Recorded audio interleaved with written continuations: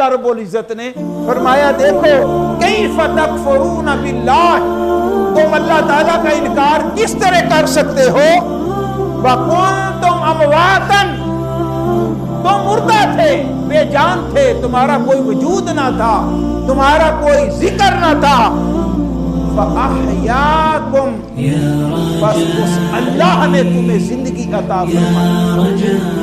پھر کیا ہوگا؟ موت سے حیات ملی، اس کے بعد فرمایا کیا ہوگا؟ ثم یمیتکم، پھر وہی اللہ تمہیں موت عطا فرمائے گا۔ میں جب موت آئے گی اللہ تعالیٰ تمہیں موت عطا فرمائے گا۔